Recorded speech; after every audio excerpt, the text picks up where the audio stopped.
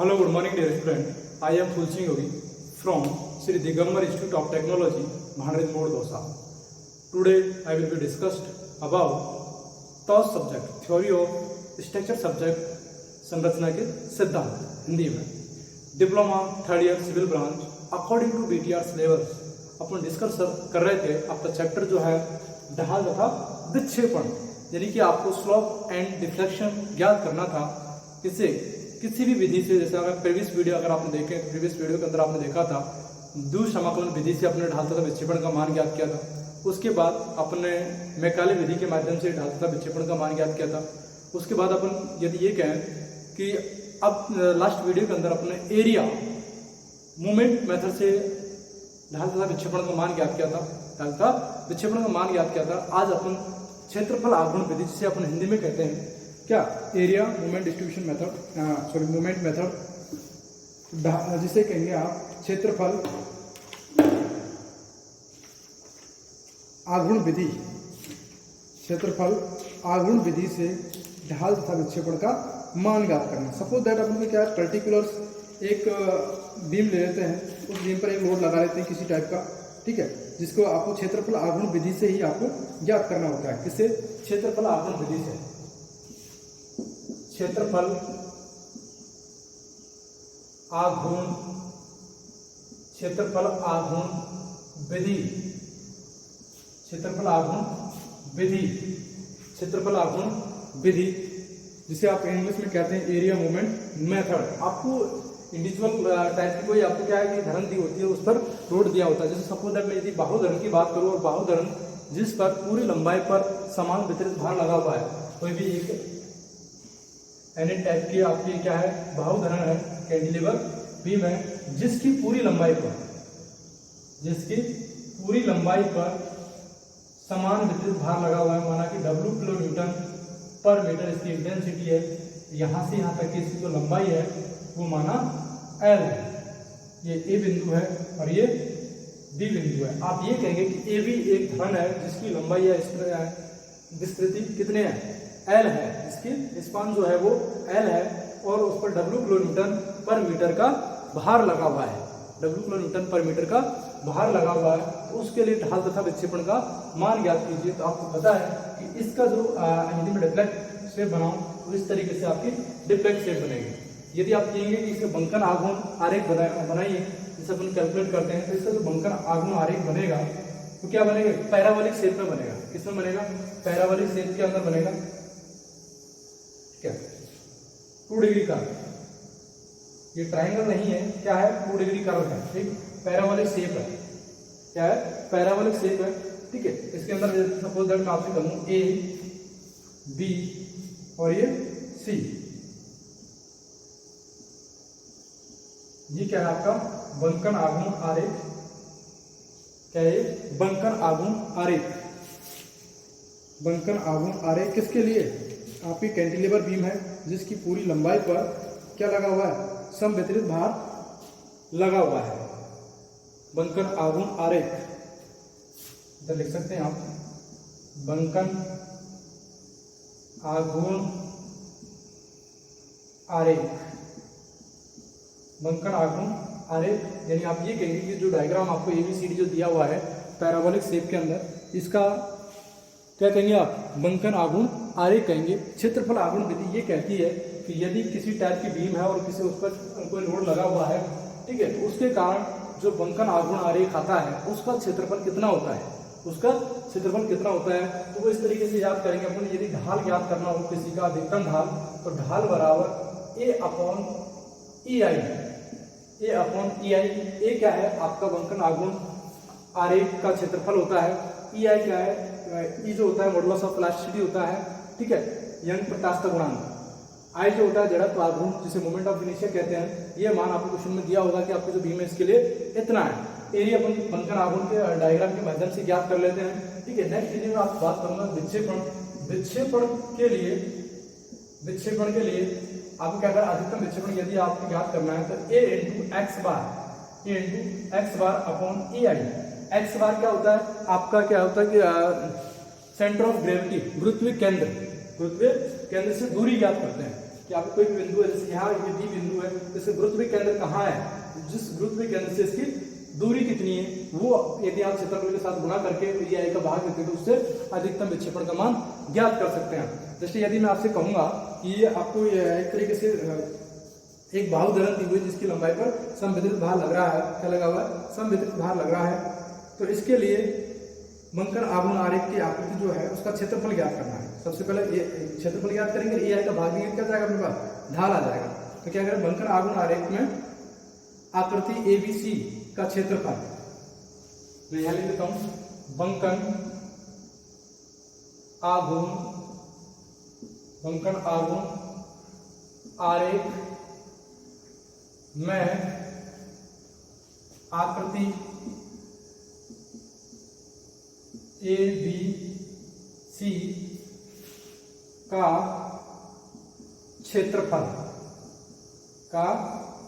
बराबर, आपको पता है कि इसका क्षेत्रफल क्या होगा, आपको आकृति दी हुई है, क्या दी हुई है, आकृति दी हुई है बंकन आघूर्ण आरेख में, ठीक है। इसका क्षेत्रफल कितना होगा, अगर यदि आप ये जानते हैं कि क्या है, पैराबोलिक शेप में है, और पैराबोलिक का क्षेत्रफल ज्ञात करने का जो सूत्र होता है वो क्या होता है, a बराबर 1/3 गुणा आधार गुणा ऊंचाई। आधार कितना है इसका, यहाँ से यहाँ तक जो लंबाई है वो कितनी है, l, ऊंचाई, ये a ही जो ऊंचाई है वो होगी। अब आपको पता होना चाहिए कि यहाँ से यहाँ पे जो लोड लगा हुआ है वो कितना w है, कितनी लंबाई तक है, l तक है, ठीक है, l तक है, तो टोटल लोड कितना हो जाएगा, w इंटू l। अब ये ले कहाँ करेगा, आधी दूरी पर करता है, सॉरी यदि ये लोड लगा हुआ है कहाँ लगेगा, इसके आधी दूरी पर, ठीक है, WL। तो यहाँ से यहाँ तक की दूरी कितनी होती है, L/2 होती है, कितनी होती है, L/2 होती है। यदि मैं इस बिंदु की बात करूंगा, इस पर आघूर्ण बताइए, तो ये लोड यहाँ लगा हुआ है, तो यहाँ तक लेकर रहा है इसको आधी दूरी पर, तो यहाँ पर जो मोमेंट आएगा वो कितना हो जाएगा, WL²/2, WL²/2। तो आप ये कहेंगे ए से सी की जो दूरी है वो कितनी है, WL²/2 है, आधार जो दिया हुआ है वो कितना है, L है। तो आप यहाँ पर लिख सकते हैं ऊंचाई WL²/2। तो एरिया अपने पास कितना आ जाएगा इसका, 3 × 6 WL3/6। आप ये कहेंगे कि पैराबोला का क्षेत्रफल जो आपको शेप दी हुई है इसका क्षेत्रफल WL²/6 है, WL3/6 है। यदि आप ये कहेंगे कि इसका जो पार्ट आएगा वो उसके लिए कितनी वैल्यू होगी उसकी, तो इस तरीके से आप क्या है कि एरिया फाइंड आउट कर सकते हैं। नेक्स्ट यदि मैं आपसे कहूँगा कि ये जो दिया हुआ आकृति जो दी हुई है इसके लिए आपको यदि x बार निकालना पड़े, जो आकृति दी हुई है पैराबोलिक शेप के अंदर, इसका जो यदि आपको कहें x बार निकालना पड़े, क्या x बार, तो वो किस तरीके से आप निकालोगे, x बार निकालने का इसका फॉर्मूला होता है कि चूंकि आकृति जो क्या है पैराबोलिक शेप में है, क्या है पैराबोलिक शेप में है, तो उसका जो गुरुत्व केंद्र होता है वो क्या होता है, 3/4 L होता है, 3/4 L होता है। जैसे मैं याद बात करूं कि बंकन आघूर्ण आरेख आकृति, बंकन आघूर्ण आरेख आकृति, बंकन आघूर्ण आरेख आकृति ABC की बाएं, यदि आप पहली तरफ की बात कर रहे हैं तो क्या बाएं से बी की तरफ है, बाएं से गुरुत्व केंद्र की दूरी, बाएं से गुरुत्व केंद्र की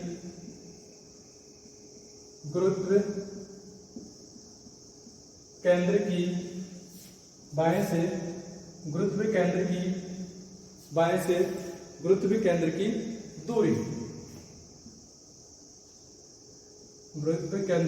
दूरी, बाएं से गुरुत्व केंद्र की दूरी x बार कितना होता है, 3/4 इंटू L, जो टोटल लंबाई होती है, ठीक है, इसका आ जाएगा x बार का आ जाएगा, x बार आप ये कहेंगे x बार L/4 इंटू L। अब आपको यदि आप कहेंगे किसी बिंदु पर ढाल का विक्षेपण ज्ञात करें, जैसे बिंदु B के लिए ढाल की मैं बात करूँ, बिंदु बी पर ढाल का मान यदि ज्ञात करना है, किस पर, बिंदु बी पर, जैसे यदि आपसे कहूं बिंदु बी पर ढाल, बिंदु बी पर ढाल, आपको बिंदु कौन सा, ये वाला बी, इस पर ढाल याद करना है, तो आप क्या कहेंगे, आई बी या थीटा रूप से नोट कर सकते हैं आप, ठीक है। आई बी बराबर आपको पता है क्या होता था, ए अपॉन ई आई, तो ए कितना अपने पास डब्ल्यू एल क्यू अपॉन 6 ई आई अपॉन 6 ई आई। आप ये कहेंगे बिंदु बी पर जो ढाल है वो कितना होगा, डब्ल्यू एल क्यू अपॉन 6 ई आई।